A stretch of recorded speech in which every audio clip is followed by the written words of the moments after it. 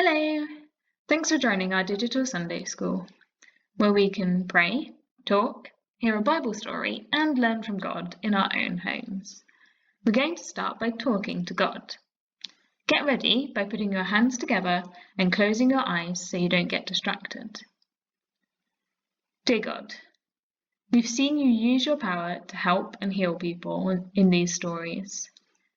Thank you that you still have that power and the kind heart that wants to help and heal people today as well.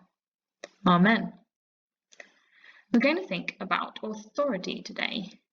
Maybe you don't use the word authority a lot. I don't, but it's a bit like power.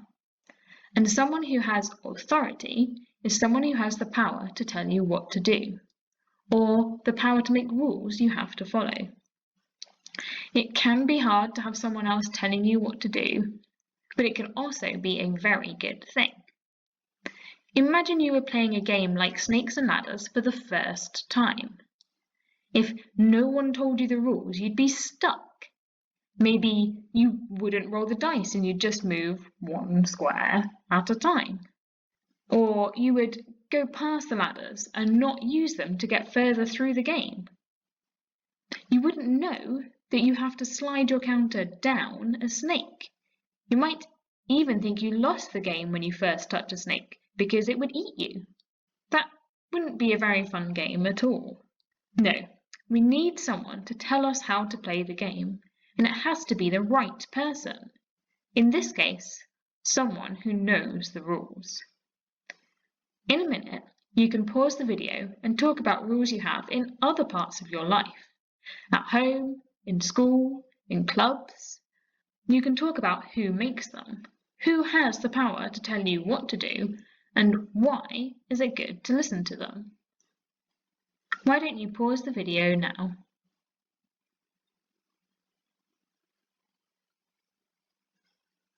Our story today has a centurion in it. A centurion is a Roman soldier.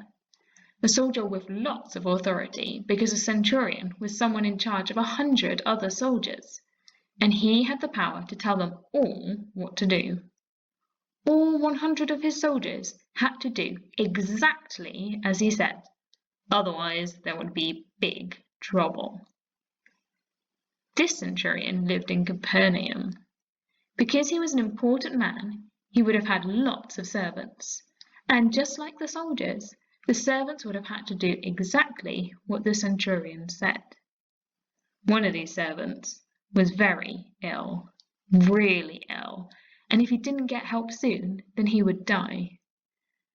This made the centurion sad because this servant was very helpful and he didn't want him to die. So when they heard that Jesus had come to town and that Jesus could heal people, he immediately sent a soldier to get some of the Jewish leaders to ask Jesus to come and heal his servant. The Jewish leaders did exactly what the centurion said and found Jesus and asked Jesus to help the centurion's servant. Come with us, they said. This man is a good man who has helped us, so please help his servant now. Jesus went with them, but as they got near to the centurion's house, he sent some of his friends to meet Jesus. And his friends did exactly what they were told to do. There's no need to come all the way to the house, Jesus, said the friends. The centurion knows you are more important than him, so important that he doesn't deserve to have you come to his house. When he tells his servants to do something, and his soldiers to do something, and even the Jewish leaders and his friends to do something, we all do exactly what he says. And he knows that just like that, if you tell the sickness to leave his servant, it will have to do exactly as you say. Jesus was happy and surprised. The centurion was a Roman, so he didn't even know much about God, and he had never met Jesus. But he knew that Jesus had God's power. The same power that could make the whole universe just by speaking, and that just by speaking, he could heal the centurion's servant. Most people didn't believe Jesus could do all that God could do, even though they'd seen him do miracles. So Jesus sent the friends back to the house. Go, and he will be healed, just like you believed it would happen. And when they got there, they saw the servant was completely well again. The centurion was right all along. Jesus did have the power to heal just by speaking. He healed people with God's power because he was God. This great story is found in Luke chapter 7, verses 1 to 10. You can pause the video and read it there now.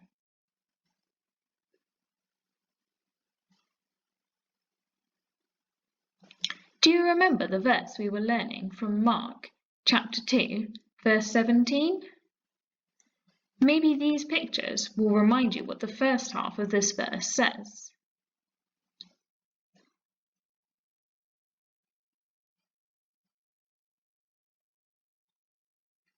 Did you remember it? Some of us will find it easier to remember actions rather than pictures. So let's try making some actions for this half of the verse.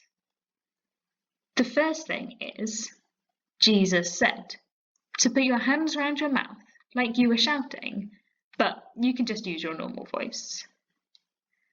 Then we say, it is not. So wave your finger like you're telling someone, no. It is not the healthy. So for healthy, there are lots of ways to be healthy, but one that's easy to show is being strong. So for the healthy, you can show off your muscles. Let's try that all together with words and actions.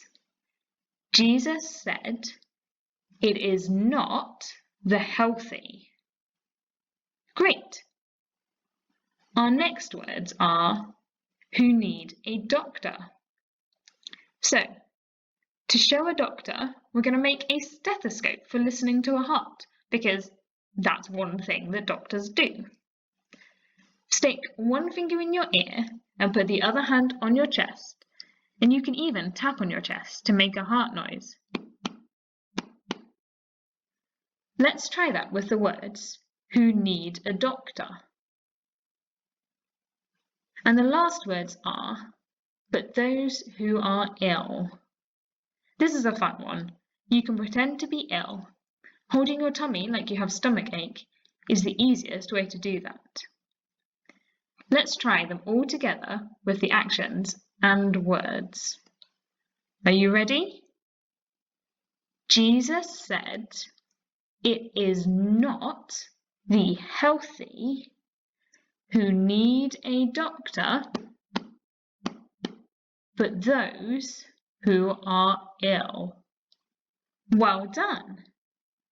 Now there's a worksheet available where you can think more about the story and why knowing about what Jesus has done matters today. After the video, you can look at it. Let's talk to Jesus right now. Close your eyes and think about how much power Jesus has. Let's tell him how awesome we think he is. Dear Jesus, it is so amazing that you were able to heal the servant without ever having met him. You were able to heal just by speaking, and you're better than any doctor or medicine, although we thank you that you use those to heal people too. It is incredible to see your power at work. We love you. Amen. Well, thank you so much for joining us today. Don't forget, you can use the worksheet that comes with this video to find songs and questions and activities that you can do. Until next time, bye!